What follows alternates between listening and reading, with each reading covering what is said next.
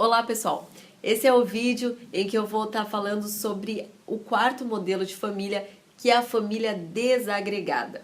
Bom, nós falamos sobre o modelo de família simbiótica, o modelo de família cismática, o modelo de família mista. Vocês viram que são famílias de alguma forma unidas, de alguma forma elas estão juntas, elas convivem entre si. Agora, esse quarto modelo de família é um modelo que não é muito bacana. Por quê? É a família desagregada. E desagregada remete mesmo a uma família desunida, a uma família desligada, onde os membros não vivem os papéis designados, né? Nas outras famílias nós vemos que existe o papel de pai, o papel de mãe, o papel de autoridade. O filho sabe que ele é filho, que tem uma autoridade, né, sobre ele. Na família desagregada, vocês vão perceber que é uma família em que não tem esse propósito, em que é uma família que não existem os vínculos básicos, que são primordiais para o relacionamento familiar. Essa é uma família em que cada um vive por si, né? Nós costumamos dizer que essa é uma família em que hoje em dia a gente percebe que a questão, por exemplo, da tecnologia, parece que cada um está no seu mundo, né? E essa questão de desagregação, ela remete meio que a isso, em que cada um está no seu mundo, o seu mundo virtual, o seu mundo fictício. Então nós costumamos dizer que existe um pai? Sim, pode existir. Existe uma mãe nessa família? Sim. Mas eles não estão assumindo o seu papel, em que normalmente existe um certo egoísmo, em que a mãe não quer ser mãe, em que o pai não quer ser pai, em que o esposo não quer ser esposo, a esposa não quer ser esposa. Cada um vive por si em busca dos seus próprios objetivos.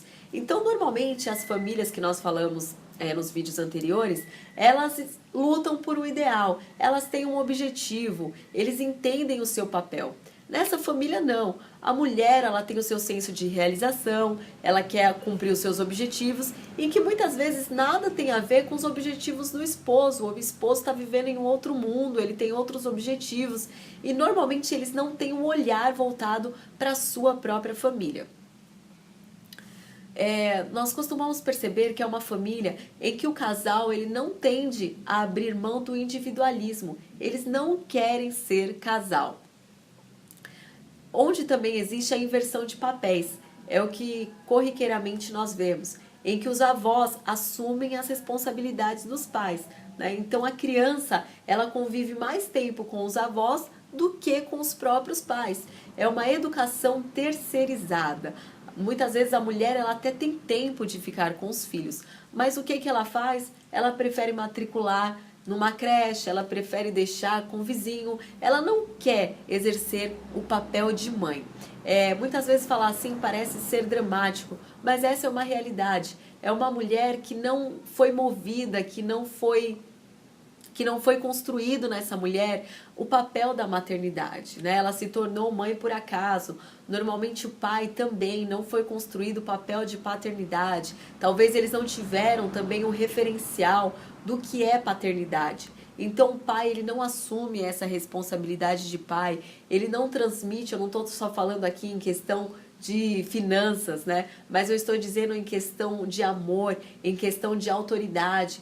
Nós vemos muitas vezes que os próprios pais dessa família desagregada, eles querem ser amigo dos filhos, né? Então eles não querem ter cobrança, eles não querem delegar deveres, eles não querem que os filhos tenham realmente uma autoridade sobre eles. Eles falam, olha, meu filho é meu amigo, então eu vou com ele pra balada, minha filha é minha amiga, eu conto pra ela dos meus relacionamentos. E, infelizmente é algo que nós vemos. E o que isso produz nos filhos? Qual a consequência desses pais que não assumem o seu papel?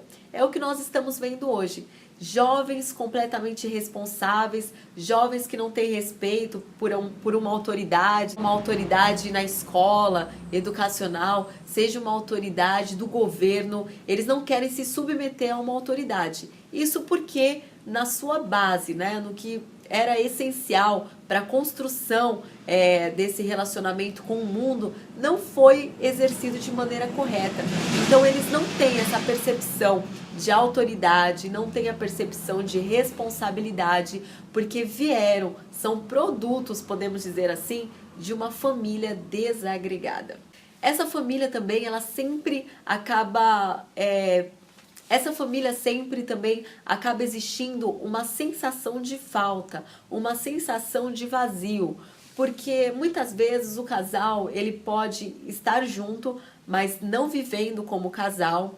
Cada um tem as suas próprias contas, cada um tem o seu salário, cada um sabe qual é o seu dever, mas eles nunca conversam sobre isso. Eles não falam, esse é o nosso salário. É cada um por si. O pai, muitas vezes, ao invés de comprar algo que é essencial para os seus filhos, ele está preocupado com o tênis que ele vai passar ao final de ano. Ele quer um tênis de R$ 1.000 e ele esquece que ele tem um aluguel para pagar, ele esquece que tem uma conta de água, uma conta de luz, e esse é um dos maiores casos que chega ao consultório. É essas famílias em que falam, bom, o que vai ser de nós? Sendo que cada um está tendo a sua própria vida, está em busca dos seus próprios sonhos e se esquecem do outro que é essencial, que é o filho, que é o esposo, que é a esposa.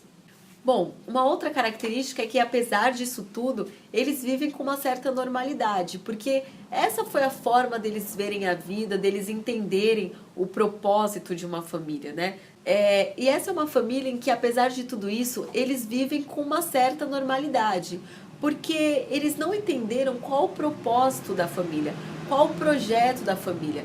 Nós cristãos, nós temos o entendimento de que a família ela é um projeto de Deus, de que tem um papel para a mulher nessa família e que tem um papel para o homem nessa família.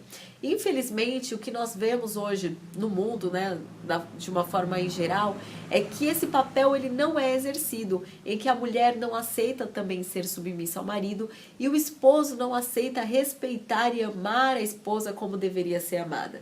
E por isso que nós vemos que os filhos acabam não tendo uma visão do que é um casamento, do que é um relacionamento saudável. Então os jovens, cada vez menos, eles buscam um casamento, eles buscam um relacionamento duradouro, porque é a geração do descartável. E por que a geração do descartável? Porque cresce cada dia mais a família desagregada. Aí você me pergunta, Evelyn, qual o ponto positivo dessa família? Realmente a gente percebe que não tem pontos positivos, porque é uma família completamente fora dos planos de Deus.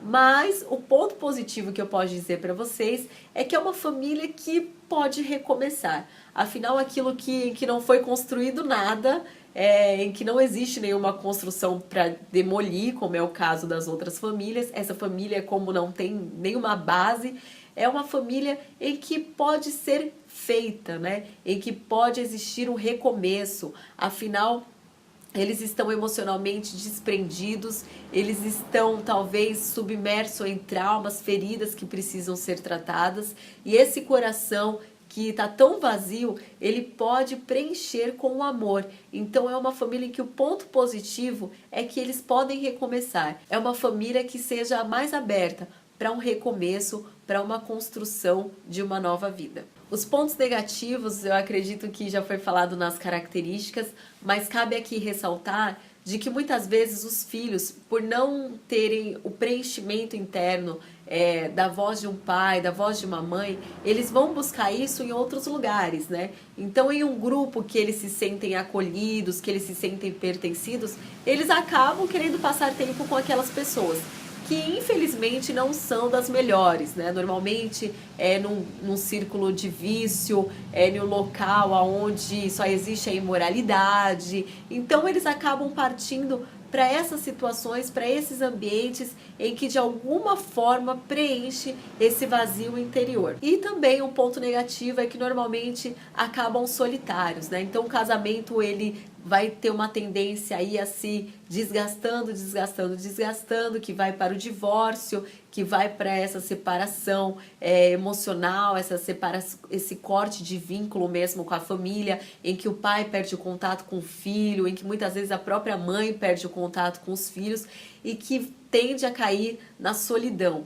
E só lá na frente, talvez na terceira idade, que eles possam se dar conta disso, de que por não ter tido investimento nessa família, eles acabaram sozinhos, solitários. e infelizmente é o que nós vemos hoje. O aconselhamento que nós damos para esse modelo de família é que eles precisam de ajuda.